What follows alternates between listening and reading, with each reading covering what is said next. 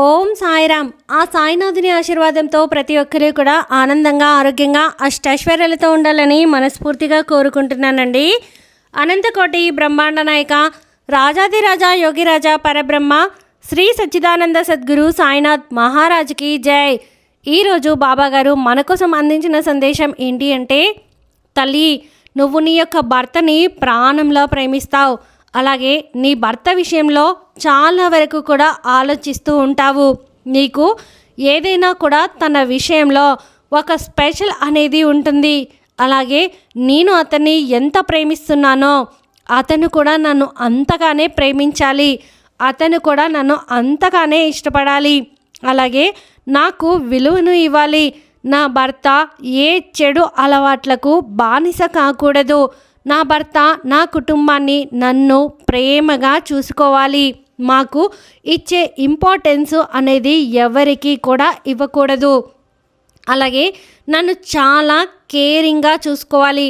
నాకు చిన్న విషయమైనా కూడా తను ఎక్కువగా ఆలోచించాలి అని చెప్పి ఇలా ప్రతీదీ కూడా నీ భర్త విషయంలో నీకు చిన్న చిన్న కోరికలు అనేవి ఉన్నాయి.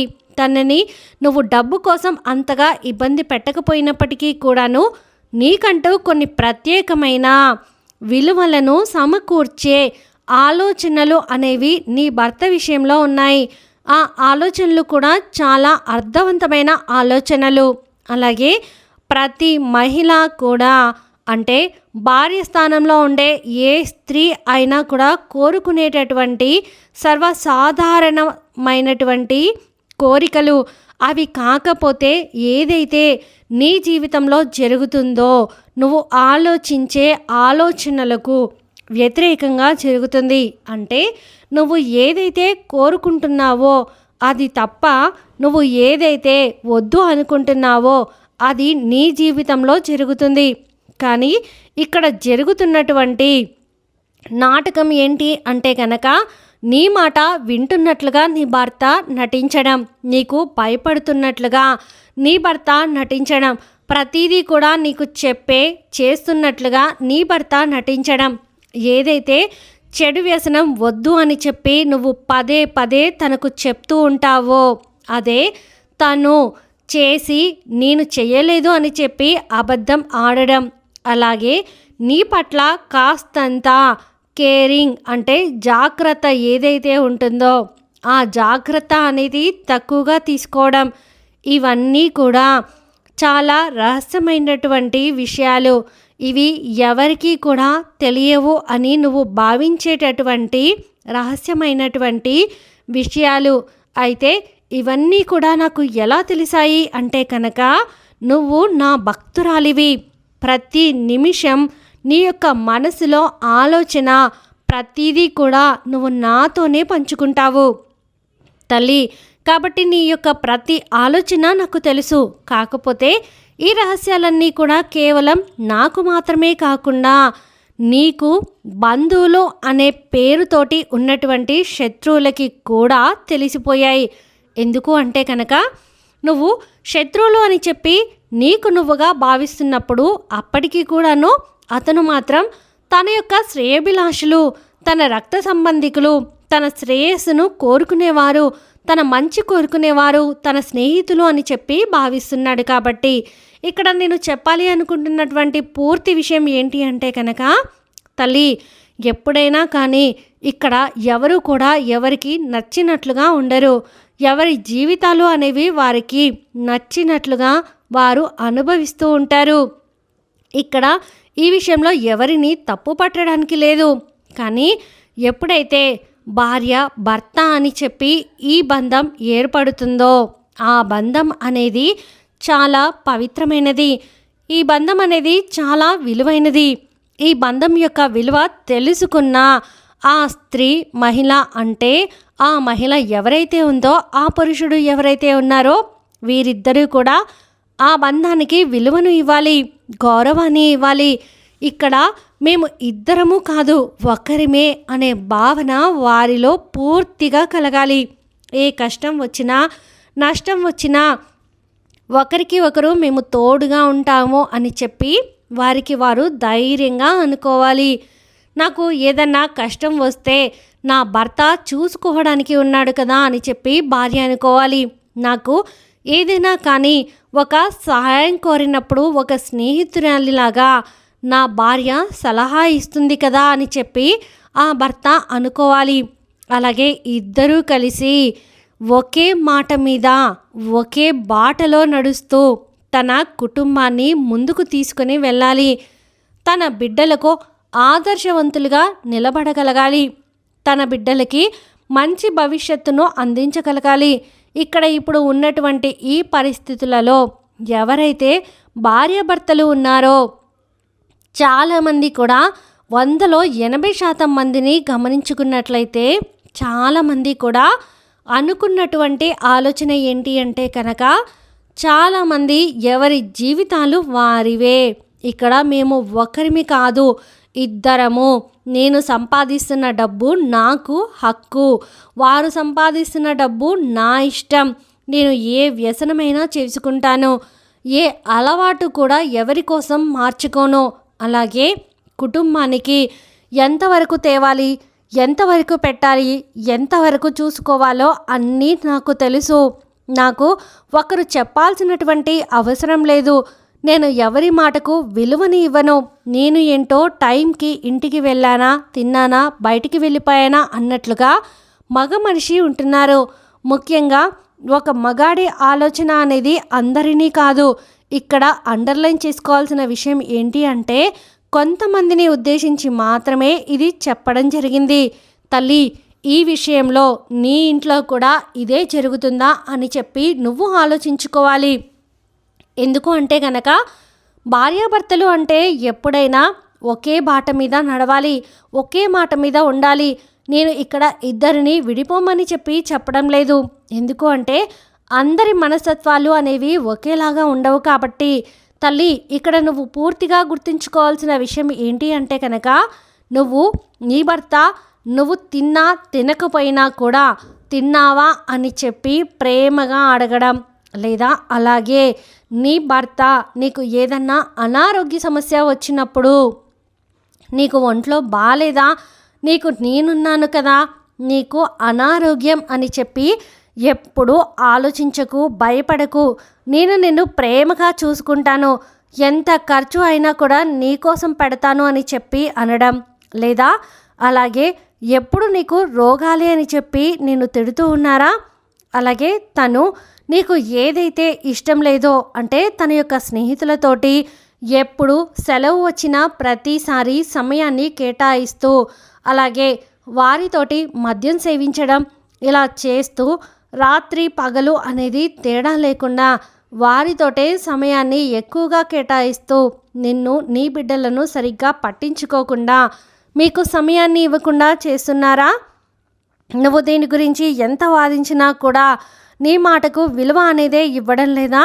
అలాగే నీకు కేవలం ఇంట్లోకి బియ్యం, కూరగాయలు, సరుకులు అంతవరకే తీసుకొచ్చి పిల్లల ఫీజులు ఇవన్నీ కూడా అడపాదడపాగా కట్టి ఏదన్నా ఒక చీర కొనుక్కుందాము అన్నా, లేదంటే కనుక ఒక డ్రెస్ కొనుక్కుందాము అన్నా కూడా డబ్బులు ఏమాత్రం కూడా ఇవ్వడం లేదా?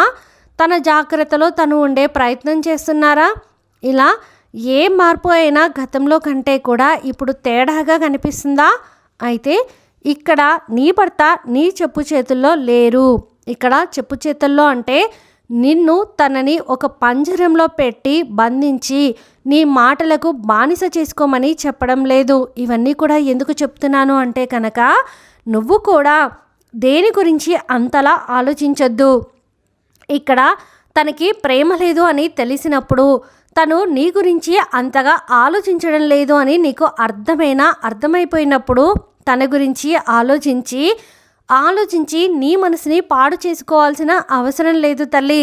ఇక్కడ తనలో మార్పు రానప్పుడు నీలో మార్పు రావడం మొదలవ్వాలి. ఎందుకంటే ఈ యొక్క జీవితం అనేది చాలా చిన్నది. ఈ జీవితంలో ఒకరి మీద ఒకరు పంతాలు పెట్టుకొని కుటుంబం అనేది చిన్నాభిన్నమైపోతుంది. ఒకరికి కోపం వచ్చినప్పుడు మరొకరు ఆ యొక్క కోపాన్ని అణిచే విధంగా ఓర్పుగా ఉండాలి. ఒకరు పెద్దగా అరచి మాట్లాడుతున్నప్పుడు మరొకరు ఇలా అరవడం సరైన పద్ధతి కాదు అని చెప్పి తెలుసుకోగలగాలి. అలాగే ఒకరు కుటుంబ పరువుని బజార్న పెడుతున్నప్పుడు మరొకరు నోరు మూసుకుని ఉండాలి. ఒక్కొక్కసారి నోరుండి మూగవాడిలాగా, మూగదానిలాగా, కళ్ళుండి గుడ్డిదానిలాగా, చెవులుండి చెవిటిదానిలాగా బ్రతకాలి. అప్పుడే కాపురం అనేది చాలా సక్రమ మార్గంలో వెళ్తుంది. తనకి కోపం ఉండొచ్చు, ప్రేమ లేకపోవచ్చు, ఆవేశం ఉండొచ్చు, చెడు వ్యసనాలు ఉండొచ్చు, స్నేహితులతోటి తిరుగుతూ ఉండొచ్చు, డబ్బుని ఖర్చు చేస్తూ ఉండొచ్చు, పొదుపు చేయక ఉండొచ్చు. వాటి కోసం నువ్వు ఆ ఆలోచనలను తనలో ఒక మార్పుని తీసుకురావడం కోసం ఎన్నో రకాలుగా ప్రయత్నించావు. ఎన్నో మాటలను చెప్పి చూసావు. ఎంత చెప్పినా కూడా తనలో ఇసుక రేణువంతా కూడా మార్పును నువ్వు సాధించలేనప్పుడు ఇక తనను మూర్ఖుడిగా భావించి నువ్వు చేసే ప్రయత్నాలు చేసుకోవాలి. అలాగే కానీ దానికోసం ఆలోచించి నా జీవితం అంతా అయిపోయింది, నా భర్త నా మాట వినడం లేదు అని చెప్పి ఒక రకమైనటువంటి డిప్రెషన్లోకి వెళ్ళిపోయి మనసుని పాడు చేసుకొని మానసికంగా కుంగిపోయి అనారోగ్య సమస్యలు తెచ్చుకొని బిడ్డల్ని సరిగా పట్టించుకోకుండా ఉండి మనసంతా కూడా గందరగోళంగా ఉంచుకుంటూ ఇల్లంతా కూడా రణరంగ వాతావరణాన్ని నువ్వు సిద్ధం చేసుకుంటూ ఎప్పుడూ కూడా ఏదో కోల్పోయిన దానిలాగా ఎక్కడా కూడా సంతోషకరమైన వాతావరణం అనేదే లేకుండా, పాజిటివిటీ అనేదే లేకుండా ఒక రకమైనటువంటి నెగటివ్ భావనలో కనుక నువ్వు బ్రతికావు అంటే నీ జీవితంలో చాలా కోల్పోతున్నావని అర్థం. ఇక్కడ ఎవరినో చూసుకుని సంతోషం రావాలి అంటే అందరికీ అన్ని అదృష్టాలు అనేవి రాసి పెట్టకపోవచ్చు. తల్లి, ఒక్క విషయం గుర్తుంచుకో, ఇక్కడ మన అనుకున్నప్పుడే అంతా కూడా బాగుంటుంది. అలాగే ఎప్పుడైనా కానీ రెండు చేతులు కలిస్తేనే చప్పట్లు అవుతాయి తల్లి. ఎప్పుడైనా కానీ అతను నీ యొక్క ఆలోచనలకు అనుకూలంగా లేరు అని చెప్పి అతని కోసం అతిగా ఆలోచించి మనసుని పాడు చేసుకోవద్దు, ఆరోగ్యాన్ని పాడు చేసుకోవద్దు, కుటుంబ వాతావరణాన్ని కూడా పాడు చేసుకోవద్దు. తల్లి, ఓర్పుగా ఉండాలి. ఆడదానికి భూదేవికి ఉన్నంత ఓర్పు ఉంటుంది. అలాగే ఆ తల్లి మహాశక్తి. ఆడది తలుచుకుంటే ఏదైనా సాధించగలదు. కాబట్టి మానసికంగా కృంగిపోతూ నీలో శక్తిని క్షీమింప చేసుకోవద్దు. నువ్వు చాలా శక్తివంతమైన వ్యక్తివి. అలాగే నువ్వు ఏదైనా కూడా తలుచుకుంటే అనుకుంటే సాధించగలవు. నీ యొక్క మనసుని నువ్వు జయించగలవు. ఇప్పుడు ఏదైతే మానసికమైన ఒత్తిడి నిన్ను కృంగదీస్తూ ఉందో ఆ ఒత్తిడి నుంచి బయటపడాలి అంటే సంతోషకరమైనటువంటి మార్గాన్ని నువ్వు ఎంచుకోవాలి. జీవితంలో ఆనందంగా ఉండడం కోసం ఏ రకమైన మార్గంలో అడుగు పెడితే ఆనందంగా ఉంటావో ఆలోచించుకోవాలి. ఎప్పుడూ కూడా ఏదో కోల్పోయిన దానిలాగా జీవితాన్ని అలా గడుపుతూ వెళ్ళొద్దు. నువ్వు నీ కుటుంబం కోసం చేయగలిగినంత చేయగలిగావు, నీ బిడ్డల కోసం చేయగలిగినంత చేయగలిగావు. ఇక్కడ నీ భర్త నీకు తెలియకుండా చాలా రహస్యాలను దాస్తున్నారు. మందు తాగలేదు అని చెప్పి తన యొక్క కుటుంబం కోసం అంటే తన యొక్క తల్లిదండ్రుల కోసం లేదంటే కనుక వారి యొక్క తోబుట్టుల కోసం ఏదైతే చేస్తున్నారో అది తప్పు అని చెప్పడం లేదు. కానీ నిన్ను కూడా నిర్లక్ష్యం చేసి వారి ముందు నిన్ను కూడా తప్పుగా క్రియేట్ చేసి అతను చేస్తున్నటువంటి ఈ నిర్లక్ష్యం మాత్రం ఖచ్చితంగా సరైనది కాదు. అలాగే వారు ఏదైతే తన స్నేహితులతోటి చేస్తున్నటువంటి పని ఉందో అంటే నీ మీద చాడీలు చెప్పడం, నువ్వు మంచిగా ఉన్నప్పటికీ కూడా నువ్వు గయ్యాలి అనే ముద్రను వేయడం, అలాగే నిన్ను నలుగురిలో చిన్నతనంగా క్రియేట్ చేయడం, ఇటువంటివన్నీ కూడా చాలా వరకు తప్పే చేస్తున్నారు. తన తప్పు తాను తెలుసుకునే రోజు ఖచ్చితంగా వస్తుంది. తల్లి, అతని కోసం నువ్వు ఇక నుంచైనా కానీ ఆలోచన మానేస్తాను అని చెప్పి నాకు మాట ఇవ్వాలి. ఎందుకు అంటే ఇతని కోసం నువ్వు ఆలోచించి నీ ఆరోగ్యాన్ని నిర్లక్ష్యం చేసుకుంటున్నావు. నీ యొక్క మానసికమైనటువంటి ప్రశాంతతను దూరం చేసుకుంటున్నావు.